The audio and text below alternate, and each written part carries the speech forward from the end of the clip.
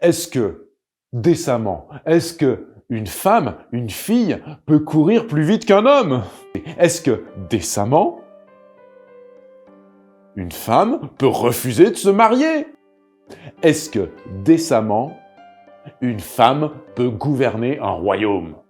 Beaucoup de monde, du coup, s'était massé pour voir cette fille. Quand un jeune homme s'est présenté sur la ligne de départ, il était prêt. Encore un effort, mais il n'avait plus de souffle. Et la belle l'a dépassé. Quand Hippomène l'a vu, il était subjugué. Moi, demain, ici, je te battrai et je t'épouserai. Enfin, tu ne la connais pas. C'est Atalante, la fille du roi. On dit que c'est la plus grande chasseresse qui existe. Tu ne connais donc pas l'histoire du sanglier de Calydon? Il y avait Castor et Pollux. Il y avait même Thésée qui était là. Une femme qui chasse, mais enfin! Le sanglier était en train de boire.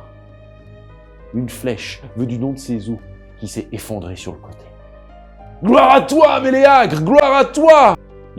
Hippomène s'est dit, après cette histoire, que, effectivement, elle n'était pas comme les autres. Aphrodite, elle s'y connaît en histoire de pommes. Si vous organisez une fête, il y a une déesse qu'il ne faut surtout pas inviter. C'est la déesse Eris. Elle a sorti une pomme qu'elle a jetée au milieu des trois déesses. Et elle est partie.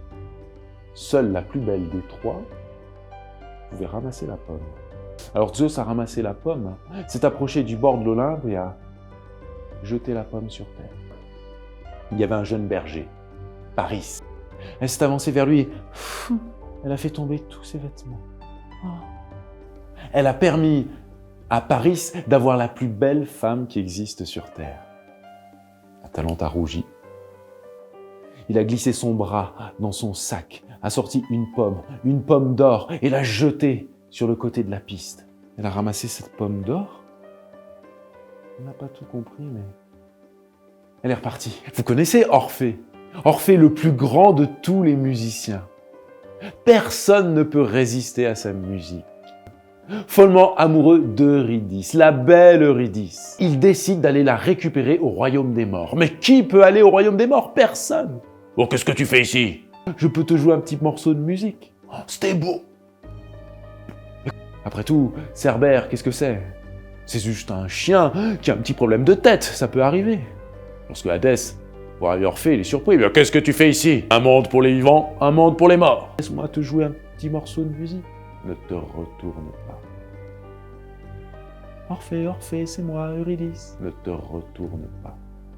Sa peau était rougie par l'effort, mais rougie aussi parce que son cœur battait tellement fort pour elle. On ne déshonore pas un dieu. On ne va pas contre sa volonté. On tient sa promesse envers les dieux. Ça s'est passé comme ça, et pas autrement.